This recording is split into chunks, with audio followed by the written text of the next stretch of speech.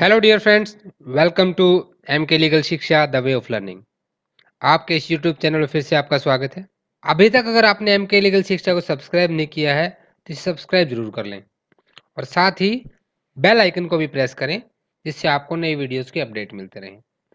आज हम शुरू करने जा रहे हैं एक बहुत ही इम्पोर्टेंट सीरीज, बहुत ही इम्पोर्टेंट एक्ट, जो आपके न सिर्फ किसी जुडिशियल एग्जाम के लिए, यदि आप अधिवक्ता हैं तो आपकी प्रैक्टिस में भी आपके बहुत काम आने वाला है।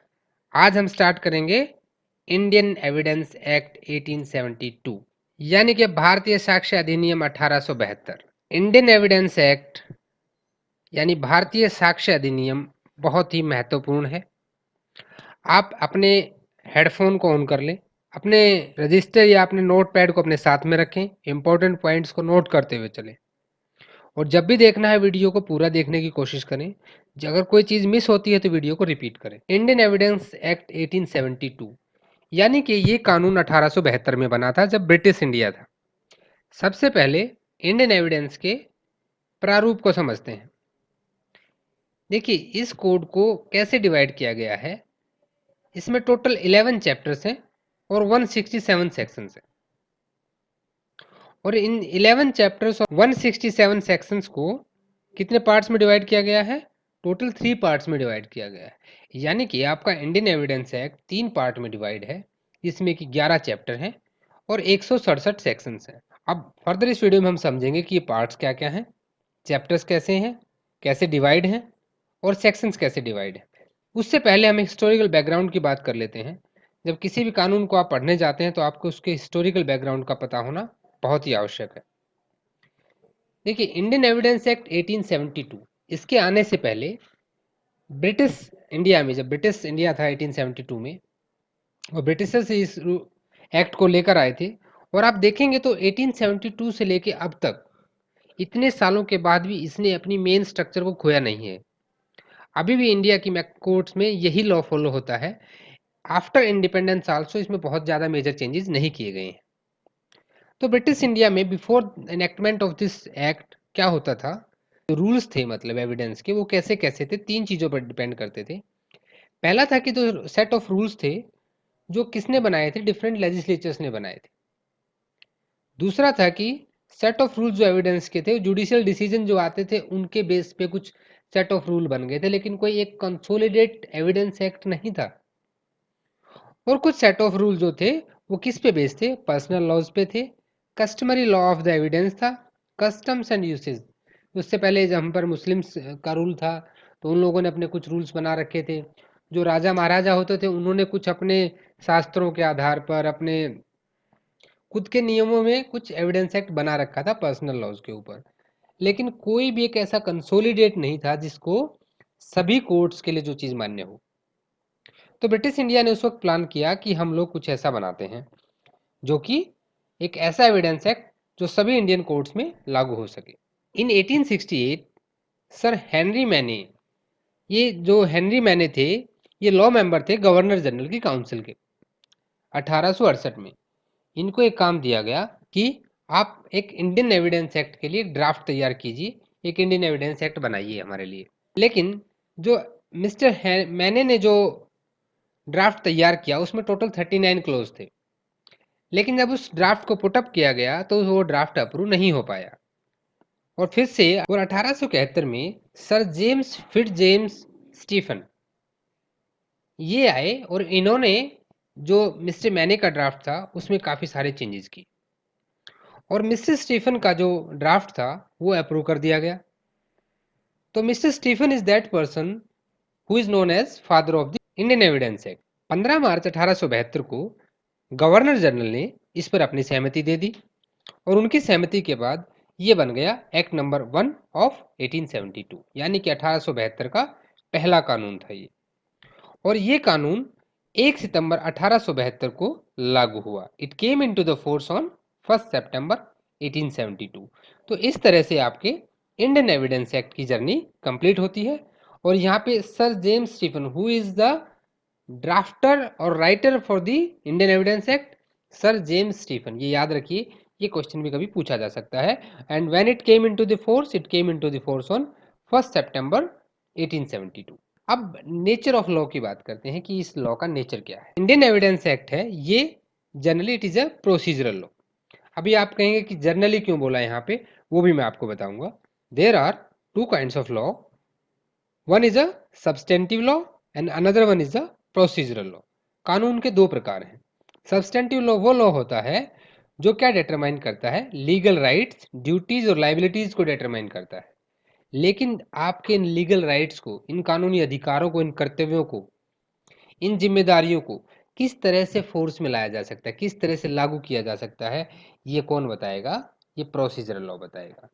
प्रोसीजरल लॉ का मेन काम होता है कि it put the substantive law in motion. Substantive law को लागू करना ही प्रोसीजरल लॉ का काम है। अभी हम बात करते हैं कि हमने जनरली की बात क्यों की थी। देखिए, इंडियन एविडेंस एक्ट एक प्रोसीजरल लॉ जरूर है, लेकिन इसके कुछ प्रोविजन सब्सटेंटिव भी हैं। जैसे कि आपका डॉक्ट्राइन ऑफ स्टॉपेल, जो कहां पे दिया गया है, सेक्शन 115 चैप्टर 8। ये आपका सब्सटेंटिव नेचर का है। तो यहाँ पर आपको नेचर ऑफ लॉ क्लियर हो गया होगा। अभी हम इंडियन एविडेंस एक्ट को एक बार समझते हैं। इंडियन एविडेंस एक्ट जो है, इसको लेक्स फोरी बोला जाता है। The law of Indian evidence is lex fori. ये क्वेश्चन कई बार जुडिशियल एग्जाम्स में पूछा गया है कि इंडियन एविडेंस एक्ट लेक्स फोरी है कि नहीं है। ये आपको ऑप्शंस में कई बार मिलेगा, ऑब्जेक्टिव क्वेश्चंस में। देखिए, लेक्स का मतलब क्या होता है कि लॉ, और फोरी होता है form. It means the law of the form. यानी कि evidence act is a law which governs the court. न्यायालय को कौन चलाता है? एविडेंस एक्ट ही चलाता है। क्योंकि जो भी उसके सामने इश्यूज और फैक्ट्स आते हैं, उनके ऊपर डिसीजन वो कैसे दे पाता है? एविडेंस एक्ट के आधार पर ही दे पाता है कि कौन से फैक्ट प्रूव किए गए, कौन से प्रूव नहीं करने पड़े, कौन से फैक्ट को प्रूव माना जाएगा, किसको डिसप्रूव माना जाएगा। ये सब आपने कहाँ से पता लगता है? इंडियन एविडेंस एक्ट से। तो इंडियन एविडेंस एक्ट ही आपका वो है जो न्यायालयों का संचालन करता है। इसीलिए बोला जाता है कि the law of Indian evidence act is lex fori. इस टर्म को आप अपने नोट्स में नोट कर लें, अंडरलाइन कर लें, और उसके आगे वेरी इंपॉर्टेंट लिख लें। ये बहुत ही इंपॉर्टेंट है। अभी आपके इंडियन एविडेंस एक्ट की स्ट्रक्चर को हम अच्छे से समझेंगे। देखिए, Indian evidence act 1872, Indian evidence act में टोटल 11 चैप्टर्स हैं और 167 सेक्शंस हैं। और इसे कितने पार्ट में डिवाइड किया गया है? इसे टोटल 3 पार्ट्स में डिवाइड किया गया है। जो पार्ट 1 है आपका, ये बात करता है रिलीवेंसी ऑफ फैक्ट्स की, और इसमें चैप्टर 1 से चैप्टर 2 तक आते हैं। यानी कि कौन से फैक्ट रिलीवेंट होंगे। आप जब भी न्यायालय में कोई मुकदमा लेकर जाते हैं, तो न्यायालय आपको बोलता है कि आप उसके सामने उन्हीं तथ्यों को लेकर जाएं जो आपके मुकदमे से कोई संबंध रखते हैं। इररिलेवेंट फैक्ट्स को ले जाने का कोई मतलब नहीं बनता है। तो कौन से फैक्ट रिलेवेंट होंगे, किन फैक्ट्स को रिलेवेंट माना जाएगा, ये आपका चैप्टर 1 और चैप्टर 2 में बताया गया है। पार्ट 2 है वो प्रूफ की बात करता है। जब आप फैक्ट को लेकर चले जाते हैं न्यायालय में, यह इस लॉजिक को समझिए आप। पार्ट 1 पहला स्टेप है जहां न्यायालय में वो फैक्ट जाएंगे, उन तथ्यों को प्रस्तुत किया जाएगा जो कि रिलेवेंट होंगे, संबंधित होंगे। पार्ट 2 बात करता है प्रूफ की, कि उनको प्रूव करना है। कैसे प्रूव करना है? प्रूफ किसको माना जाएगा, किसको आपको प्रूव करना पड़ेगा, और किसे न्यायालय अपने आप ही प्रूफ मान लेगा कि प्रूव्ड है, यानी आपको प्रूव करने की जरूरत नहीं है। ये चैप्टर 3 से चैप्टर 6 तक पढ़ना है। आप फैक्ट लेकर गए, आप प्रूफ के बारे में बात करता है। जब प्रूव हो जाता है वो फैक्ट, या वो प्रूव नहीं हो पाता है, तो कुछ मुकदमे पर आपका कुछ इफेक्ट पड़ेगा। उस इफेक्ट की बात करता है production and effect of the evidence, chapter 8 से लेकर चैप्टर 11 तक। बहुत ही सिंपल है। पार्ट 1 में पहले आपको जो फैक्ट्स ले जाने हैं, जो रिलीवेंट फैक्ट हैं। पार्ट 2 में क्या आपको प्रूव करना है, क्या नहीं करना है, प्रूफ कैसे होगा। और पार्ट 3 बात करता है आपके एविडेंस के उन फैक्ट्स का इफेक्ट क्या होगा, प्रूव करने का या नहीं। सिंपल सा 3 स्टेप है, यही 3 पार्ट में डिवीजन है। अभी हम पार्ट 1 को, 2 और 3 को, तीनों को थोड़ा सेपरेटली देखते हैं। पार्ट 1 क्या कहता है कि रिलीवेंसी ऑफ फैक्ट की बात करता है।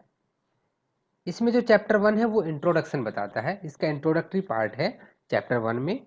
और चैप्टर 2 जो है, और चैप्टर 2 यहाँ पे रिलीवेंसी ऑफ फैक्ट की बात करता है। अभी बात करते हैं पार्ट 2 के बारे में। देखिए, जो पार्ट 2 है ये प्रूफ की बात करेगा, चैप्टर 3 से चैप्टर 6 तक।